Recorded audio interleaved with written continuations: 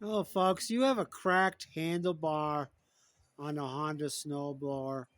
Today I'm going to show you one that came in that's cracked just on one side, and I'm going to show you how I repair it. It's a fairly easy fix, so stay tuned.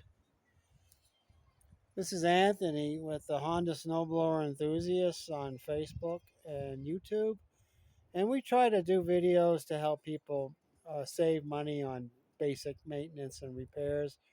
Today I got this 1132 Honda that's got the cracked handlebars, and I'm going to show you how I do it.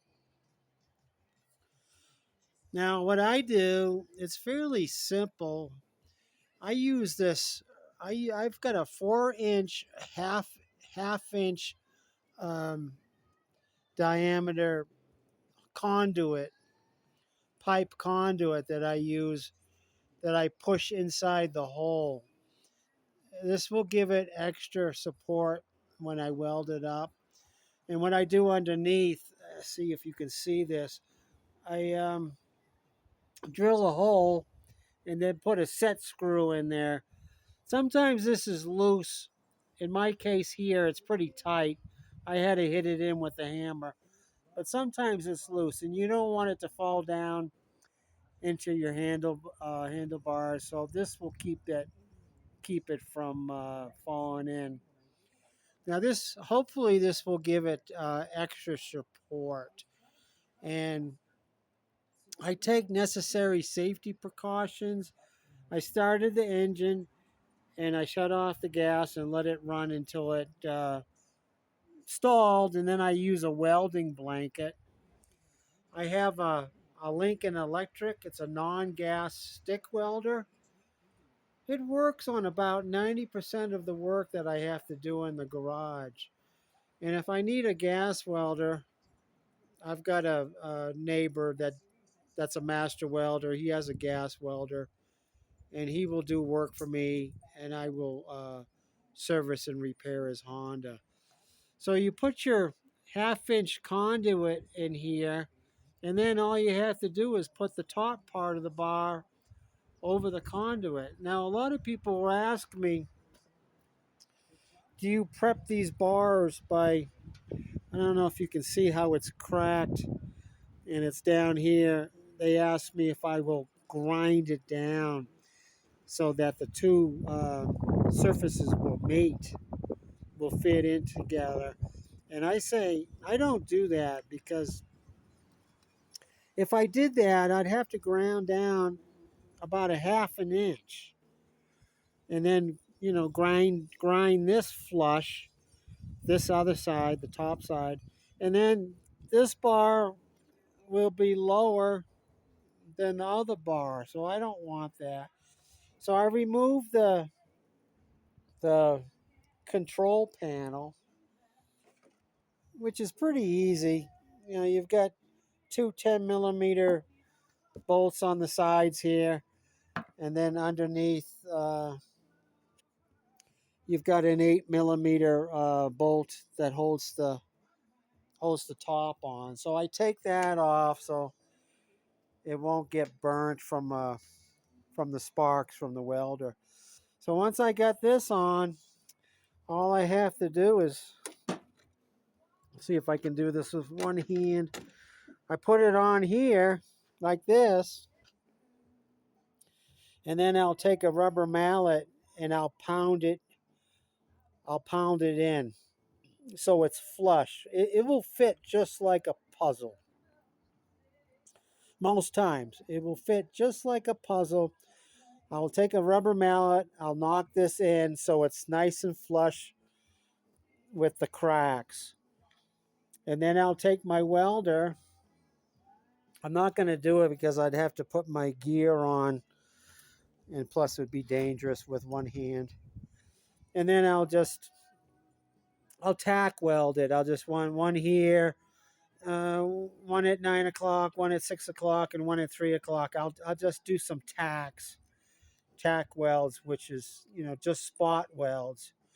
And then once it's all set nice, Then I can run a bead. I can run a bead from 3 o'clock to 12, and then from 12 to 9 here. And then I'll put the machine up. It's easier for me to put the machine up on the nose and then do the back welding. When the machine's up on the nose, I can do the back welding too. Put beads along the ends here, so there'll be a solid bead around the whole bar, and you've got this extra support in, and that's all there is to it. It takes more time to get prepared than to actually do the welding. And if you want to go the extra mile, especially because this side broke. It's pretty common on the 828s, the older 828s, 928s, 1132s, 1332s that have the height adjustment pedal, because you're always lifting on the handlebars to adjust the pedal. So after years and years of doing that, this is the most common area that it's going to crack. And it usually cracks on one side. Sometimes it will crack on both sides at the same time.